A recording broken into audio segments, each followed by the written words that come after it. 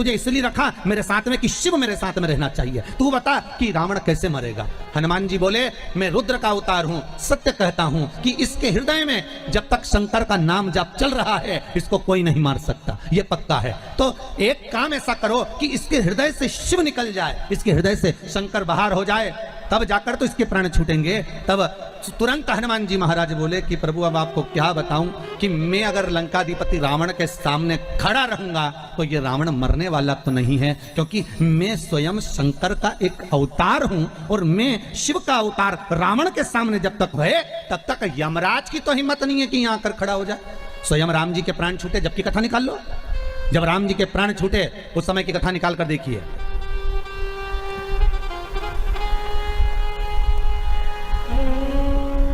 दुर्वासा बाबा ने आकर कह दिया तुम्हारे ये तारीख, ये तिथि, ये पल आखिरी है, तुम्हें प्राण छोड़कर वापिस परम धाम आना है राम।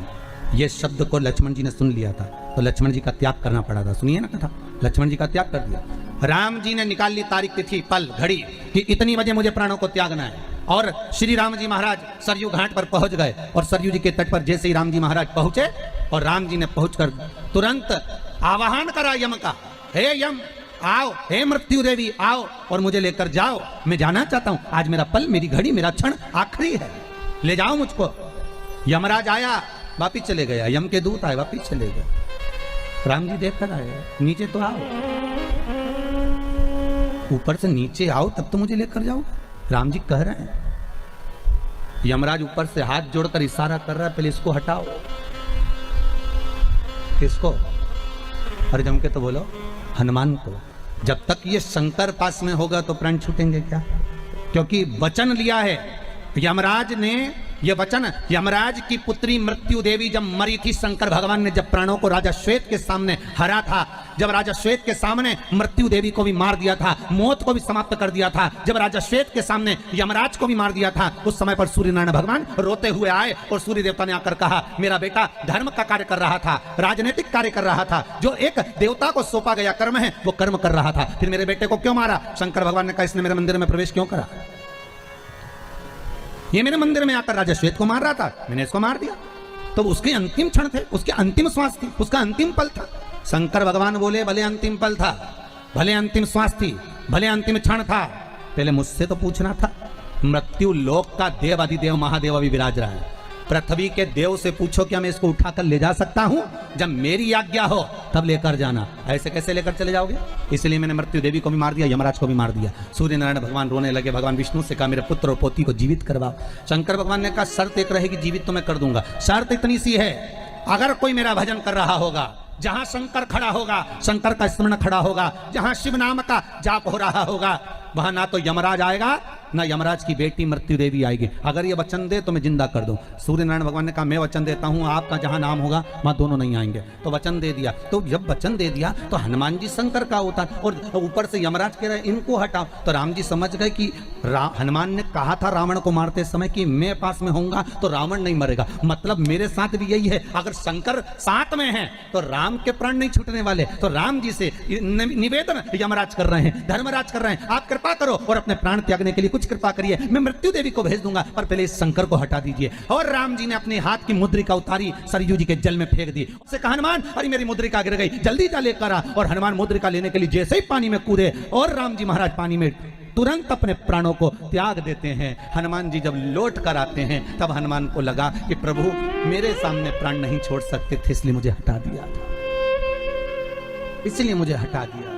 क्योंकि शंकर जब तक तुम्हारे नजदीक में है जीजियों, इस कोरोना महामारी में मैं बार बार आप लोगों से कह रहा हूं, पिछली बार भी पूरे लॉकडाउन में एक शब्द कहता रहा, आज फिर कह रहा हूं कि श्री शिवाय नमस्तुभ्यम इस मंत्र को मत छोड़ो। कम से कम एक दिन में 11 बार 21 बार चलते फिरते जपते रहो, ओम नमः शिवाय बसते रहो। श्री शिवाय नमस्तुभ्यम नहीं बोलो तो ओम नमः शिवाय बोलो, ये ना बोलो तो महामृत्युंजय का मंत्र का जाप करो, पर शंकर का अनुमोदन करो, शिव का स्मरण करो। वो कालों का काल है, वो महाकाल है, वो तुमको गिरने नहीं देगा, यह पक्का गिरने नहीं देगा। ये फालतू के दुनिया के लोग मैसेज करते फिरते हैं कि इतने मर गए, इतने जी गए, इसकी अपेक्षा मैसेज करो श्री शिवाय नमस्तुभ्यम जपो रे भाया, जपते रहो। कुछ नहीं तो 11 बार तो जपो, दिल से पुकारो उस शंकर को, वो तुम्हारे सामने होगा साहब, तुम्हारे सम्मुख में, तुम्हारे सामने।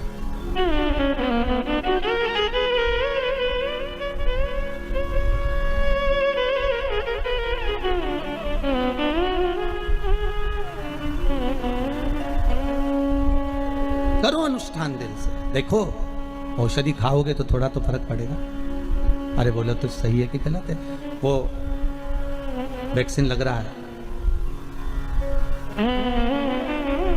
कम से कम उससे दवाई शरीर में रहेगी तो फेफड़ों पर तो कोरोना का असर नहीं पड़ेगा, इसलिए तो वैक्सीन लगाई गई। तो यही समझ लो कि एक वैक्सीन शंकर के नाम की है, जो एक बार लग जाएगी तो थोड़ा थोड़ा आराम लगना प्रारंभ होगा। शिव नाम में वो तत्व है। मुद्रिका जब सरयू जी में गई तब राम जी महाराज ने अपने प्राणों को त्यागा है। अगर शंकर पास में होते तो प्राण नहीं छोड़ पाते।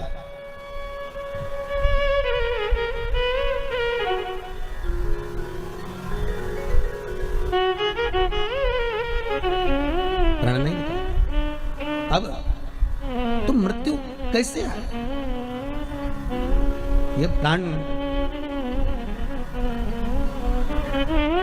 चरण का प्रहार लगा, संत की शरण में शनि महाराज गए।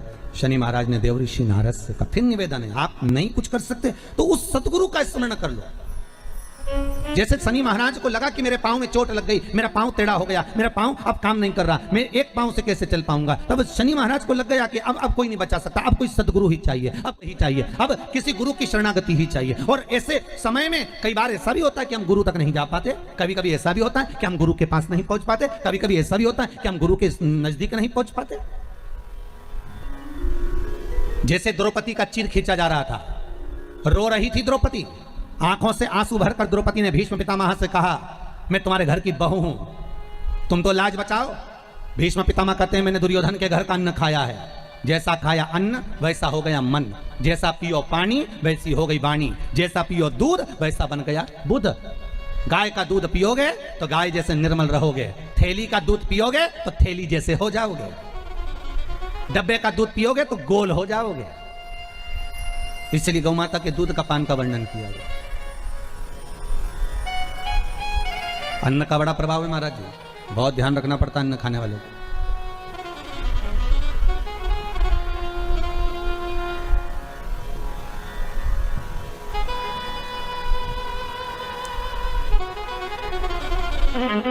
किसी गुरु के लिए, किसी संत के लिए, किसी भगवंत के लिए, किसी भगवान के लिए अगर आप भोजन बना रहे हो ना, तो उसको अगर दिल से बनाओगे और कोई चीज दिल से लेके आओगे ना, तो भगवान उसको स्वीकार कर लेता है, भगवान उसको अंगीकार कर लेता है। आप दिल से अगर कोई चीज लाए भगवान के लिए लेकर, भाव से लाए,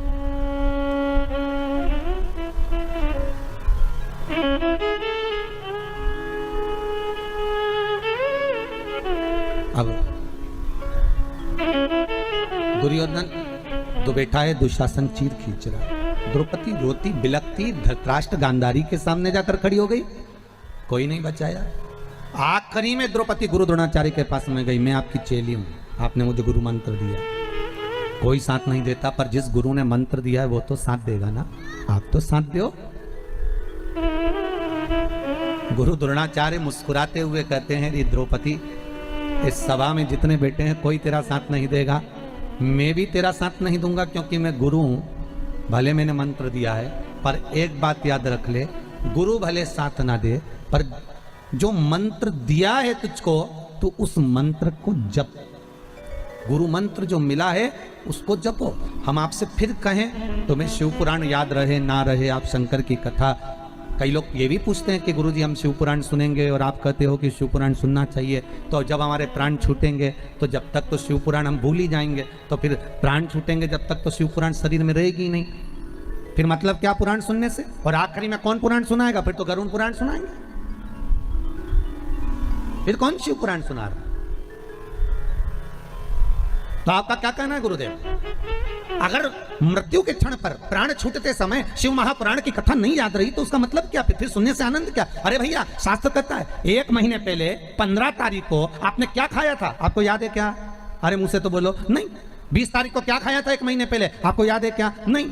पर 20 तारीख को 1 महीने पहले 15 तारीख को जो तुमने खाया था वो तुम्हारे शरीर में गया, जाने के बाद उसका रक्त बन गया, रक्त बनने के बाद वो शरीर में आज तक चल रहा है। जो तुमने 1 महीने पहले खाया था उसका रक्त तुम्हारे शरीर में आज तक चल रहा है। शिव महापुराण की कथा वही कहती है, भले मरते समय तुम्हें कथा याद रहे ना रहे, पर इतना जरूर याद रखना कि तुमने जिस कथा को सुना है अंतिम समय तक वो तुम्हारे शरीर में निरंतर रक्त के साथ चलती रहेगी और वही यम की कैद से छुड़ाकर परमात्मा के दरवाजे तक पहुंचा देगी। वो शरीर में चलती रहती है निरंतर, रात दिन, हर पल, हर घड़ी, हर क्षण चल रही है।